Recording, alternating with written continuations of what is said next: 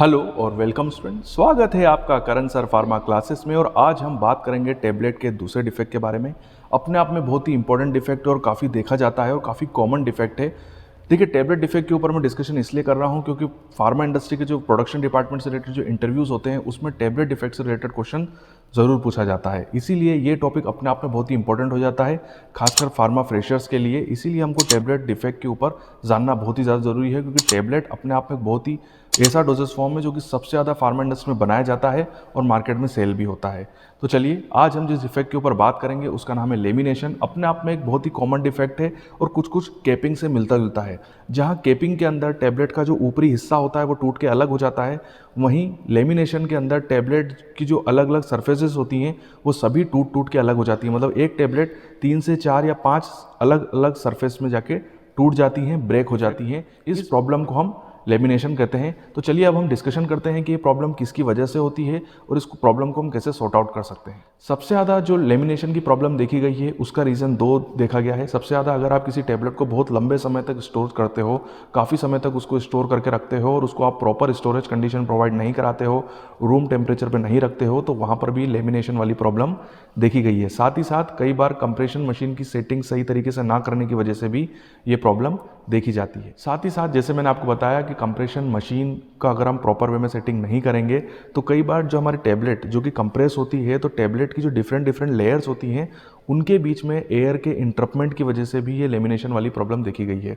तो अगर आप प्रॉपर वे में कंप्रेशन मशीन की सेटिंग नहीं करेंगे और कंप्रेशन मशीन की सेटिंग की वजह से, मतलब सेटिंग अगर प्रॉपर नहीं होगी तो उसकी वजह से हो सकता है कि जब आप टैबलेट को कंप्रेस करें उसी बीच जो टैबलेट की डिफरेंट डिफरेंट लेयर्स होती है वहाँ पर एयर का इंटरप्टमेंट हो जाता है, जिसकी वजह से ये डिफेक्ट देखा जाता है। साथ ही साथ अगर हम बात करें फॉर्मुलेशन से रिलेटेड प्रॉब्लम की, तो फॉर्मुलेशन का एक बेसिक रीज़न है बाइंडिंग एजेंट। जी हाँ, अगर आप प्रॉपर कंसंट्रेशन में बाइंडिंग एजेंट को आपके फॉर्मुलेशन के अंदर ऐड नहीं करेंगे, आपके पाउडर के अंदर ऐड नहीं करेंगे, तो एक ये बेसिक रीज़न होता है जिसकी वजह से लेमिनेशन वाली प्रॉब्लम देखी जाती है। तो यहाँ पर हमको एक ऑप्टिमाइज क्वांटिटी में बाइंडर्स को ऐड करना है। फिर भी अगर हमको ये प्रॉब्लम दिखाई दे रही है तो कोशिश करनी है कि बाइंडर को हम रिप्लेस भी कर सकते हैं हमारे फॉर्मुलेशन के अंदर।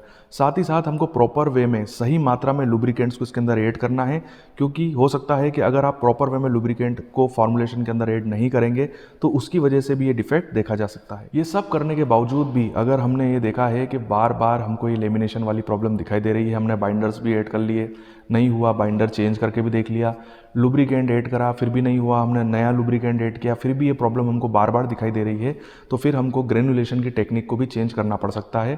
क्योंकि हो सकता है कि जो ग्रेनुलेशन की टेक्निक हम यूज़ कर रहे हैं उसकी वजह से ये डिफेक्ट दिखाई दे रहा हो। यहाँ पर एक चीज़ और देखी गई है कि खासकर जब हम इसको डायरेक्ट कंप्रेशन टेक्निक के थ्रू जब हम टैबलेट को सिंथेसाइज करते हैं, प्रोड्यूस करते हैं, वहाँ पर इस डिफेक्ट को काफ़ी कम देखा गया है। मतलब जब आपके जो पाउडर है उसको डायरेक्ट कंप्रेस करके टैबलेट बनाओगे तो वहाँ पर ये वाला डिफेक्ट काफ़ी कम देखा जाता है। एक और इसका जो सोल्यूशन है वो ये है कि आप ज़्यादा से ज़्यादा कोशिश करें कि आप अपना पाउडर या ग्रेन्यूल्स जो है वो ड्राई यूज़ करें। जी हाँ, आपको समय समय पर जो है पाउडर या ग्रेन्यूल्स की जो मॉइस्चर कंटेंट है उसका पता लगाना है with the help of Karl Fischer. जहाँ पर अगर आपको ऐसा लगे कि आपका जो ग्रेन्यूल्स है और जो पाउडर है वो बहुत ज़्यादा मॉइस्चर कंटेनिंग है तो उसकी वजह से भी ये लेमिनेशन वाली प्रॉब्लम दिखाई दे सकती है। इसीलिए आप कोशिश करें कि प्रॉपर वे में जब तक आपका जो पाउडर है ग्रेनुल्स है वो सही तरीके से ड्राई ना हो जाए तब तक आपको उसको कंप्रेस नहीं करना है, पाउडर टैबलेट नहीं बनानी है, नहीं तो हो सकता है कि आपकी टैबलेट्स के अंदर ये लेमिनेशन वाला डिफेक्ट दिखाई दे। तो चलिए अब हम डिस्कशन करते हैं कि डाइस, पंचेस और जो मशीनरी होती है उसकी वजह से भी ये लेमिनेशन वाला जो डिफेक्ट है वो देखा जाता है।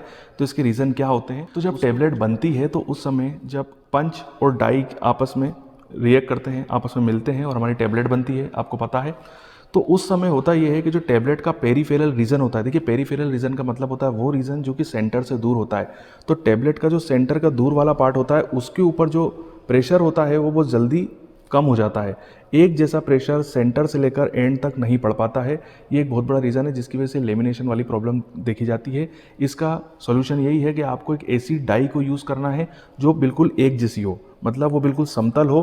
तो जब पंच टैबलेट के ऊपर कंप्रेस हो तो जो प्रेशर जब पड़ेगा तो दोनों तरफ सेम प्रेशर होना चाहिए। मतलब जो प्रेशर सेंटर पे पड़ रहा है वही प्रेशर एंड तक पड़ना चाहिए, पेरीफेरल रीजन तक पड़ना चाहिए। मतलब ये अगर ये सेंटर है तो ये वाला रीजन जो होगा it is called peripheral region. तो इसे मतलब वो रीजन जो कि सेंटर से दूर होता है it is called peripheral reason.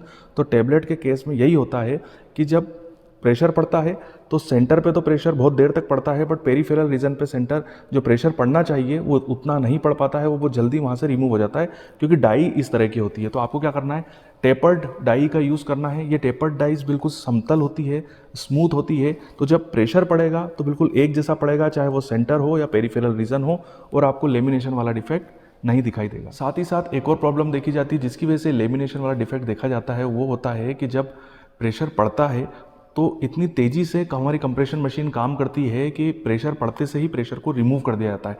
मतलब प्रेशर पड़ा, आपने टेबलेट बनाई और प्रॉपर तरीके से उस पर टेबलेट पे प्रेशर आया भी नहीं था और उससे पहले ही आपने दूसरी टेबलेट आ गई। तो इस तरीके से भी कई बार जो टेबलेट को जितना प्रेशर मिलना चाहिए उतना प्रेशर टेबलेट को नहीं मिल पाता है और इसकी वजह से लेमिनेशन वाला डिफेक्ट देखा जाता है। तो इसके लिए इसका सोल्यूशन यही है कि सबसे पहले तो आपको जो ट्यूरेट की स्पीड है, जो चक्रा है जिस पे हमारी जो डाइज होती हैं वो मूव करती हैं, उसकी स्पीड को थोड़ा स्लो करना होगा, जिससे कि हर टेबलेट के ऊपर जो हमारे पंच है उसका प्रॉपर प्रेशर पड़े। साथ ही साथ आपको अब देखिए, अब आपने ट्यूरेट की स्पीड तो कम कर दी है, तो अब आपको प्रेशर जो ऊपर से पड़ रहा है ना उसको भी हल्का सा कम करना पड़ेगा, जिससे कि वो प्रॉपर समय पे जाके प्रॉपर प्रेशर दे और टेबलेट जो है वो हमारी सही बने। अगर ट्यूरेट की स्पीड काफ़ी फास्ट होगी और हमारा जो पंच है वो काफ़ी तेज़ी से काम करेगा तो उस वजह से भी ये लेमिनेशन वाला डिफेक्ट दिखाई देता है। तो मैंने आपको इसका सोल्यूशन बता दिया है कि आपको पहले तो ट्यूरेट की स्पीड कम करनी होगी और जो फाइनल प्रेशर होता है उसको भी हल्का सा कम करना होगा, तब जाके हम ये जो लेमिनेशन वाला डिफेक्ट है उसको हम रिमूव कर पाएंगे। देखिए, अगर आपसे इंटरव्यू में कोई ये क्वेश्चन पूछे कि लेमिनेशन डिफेक्ट के 2 बेसिक रीज़न बताइए, तो आपको 2 बेसिक रीज़न ये बोलने हैं। पहला रीज़न तो ये होगा एयर इंटरप्टमेंट। जी हाँ, जब टेबलेट को कंप्रेस करते हैं उसी समय एयर का इंटरप्टमेंट क्रिएट हो जाता है, जिसकी वजह से ये लेमिनेशन वाला डिफेक्ट दिखाई देता है।